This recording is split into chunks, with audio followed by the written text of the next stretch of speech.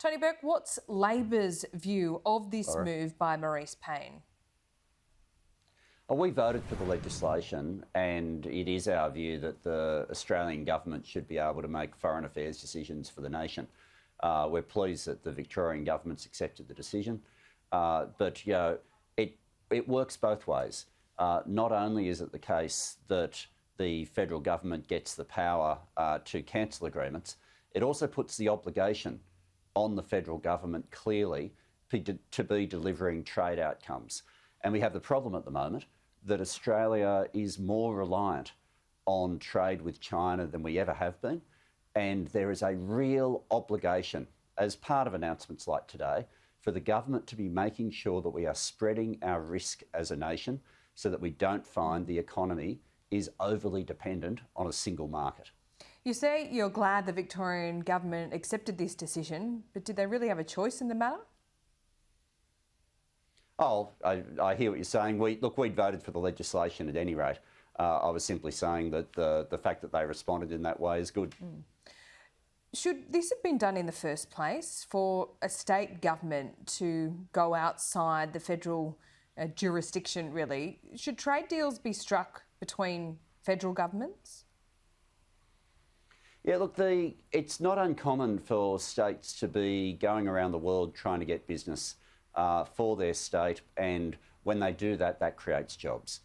So the concept of states engaging with the world of itself, I think you'd find states of any political persuasion going back decades have always done the right thing in terms of trying to make sure that they're creating jobs, and so much of our economy is dependent on exports.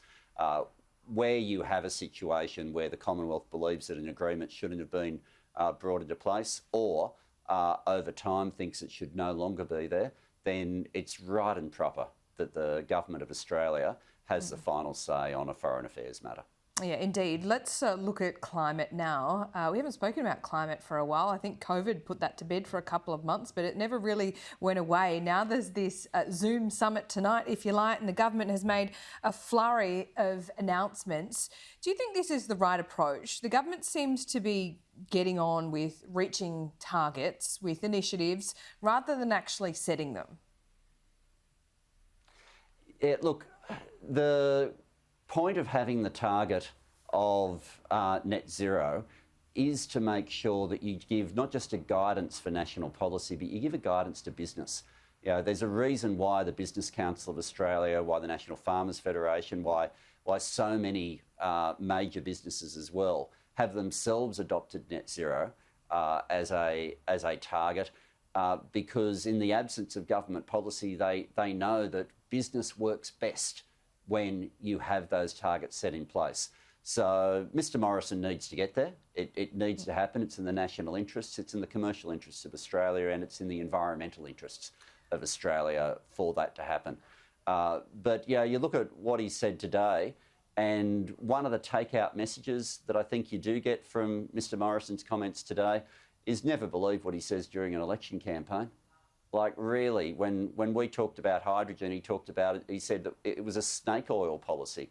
The carbon capture and storage flagship programs that were in place under the previous Labor government, this government abolished. So what we find now is, in different ways, reality is catching up with them, and that's a good thing. But the standard gap between announcement and delivery that we always see from Mr Morrison is there up in lights right now. And whether he delivers on what he announces today, I guess that's a different matter. I think we're up to energy policy number 22 now. Well, imitation is the best form of flattery when it comes to hydrogen. Perhaps we can take that approach here. I don't think Mr Morrison does flattery. What is the difference between Labor's climate policy and the Coalition's climate policy at this point? Anything? Yeah, look, the starting point, the commitment to net zero by 2050 remains a stark difference. It's also the case that in terms of behaviour, every time there has been a vote in the Parliament in favour of acting on climate change, Labor has voted in favour and the government has voted against every single time. What is Labor's 2030 so target? when it comes to... I beg your pardon? What is Labor's 2030 emissions reductions target? Oh, we've made clear that nothing along those lines has been announced. You've had Chris Bowen on the program as well, I think, certainly on Sky News many times. I was trying to trick you, so just to make sure you've been watching, Tony Burke, so good to know that you have. But, you just sat here and told me that it's important to have targets because it gives business certainty. Well, Labor has a target which is 30 years away, so what's wrong with having a 2030 target? Oh, well, importantly, when we set a 2030 target previously, it was many years away. And in terms of business timelines, that's the way targets have to work. All right, well, what about 2035? Well, as I say, Chris Bowen will be the one making the announcements. Yeah. But don't forget, when you set a 2050 target, from that point, you affect every planning decision that is made. The economy ends up stronger because those decisions were made earlier. You end up with a far more efficient pathway because the target was set. The target date for net zero becomes your critical one.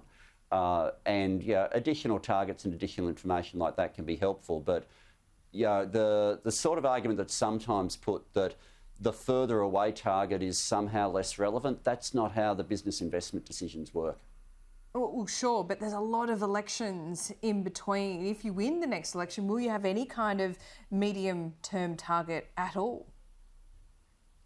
Well, as I've said, we haven't announced the medium-term issue, so I'm not going to be able to go further there, but we have been supportive of net zero 2050 and it being legislated. That makes a fundamental difference both to the policies that then come from that. It makes a fundamental difference to how business then behaves and has the capacity to plan. Every day, Mr Morrison refuses to commit and just sort of inches a little bit further away or one direction or the other, depending on the politics of the day, is another day that business was not given the chance to plan. Yeah, but Joe Biden's just been elected and he's set a 2030 target. Like the election is, just a couple of months away here. Why couldn't you set a medium-term target if it's good enough for the US? Yeah, I've said a couple of times that we haven't made an announcement of that nature. It'll be an interview with Chris Bowen or an interview with Anthony Albanese that you conduct when you get that additional piece. I'll have a crack. I'll have a crack at and see if I can get both of them on. Just finally, you've just returned from Central Queensland. You've been going into the coal mines there. What did you tell those workers about the future of their jobs? Oh, their jobs will be there. Coal will be there for a very long time to come. The workers who I were meeting were miners of metallurgical coal, so steel making coal, and they know that those jobs and that industry is there for a very long time. I will say there was a strong sense of betrayal in terms of a vote that went through the Parliament a few weeks ago, where the government and One Nation voted together to make casualisation easier. Workers who I met who work side by side, the ones in permanent jobs being paid by the company, doing the exact same job, are being paid more than the casual workers employed by Labor hire working side by side with them. And so you've got people being paid less an hour with doing the exact same job, no annual leave, no sick leave, no entitlements going along with it.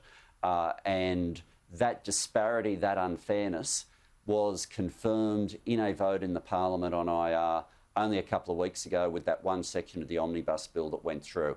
A number of those workers had voted for One Nation. They felt completely betrayed. And so they know that their jobs are there in the long term either way, but they know there is a fundamental difference in their working conditions as to whether there's a Liberal government backed up by One Nation or a Labor government that would implement a same job, same pay policy. Well, we could see a bit of a litmus test in that Upper Hunter by-election in New South Wales in the coming weeks. Tony Burke, we'll have to leave it there. We'll see you soon. Thanks, Laura.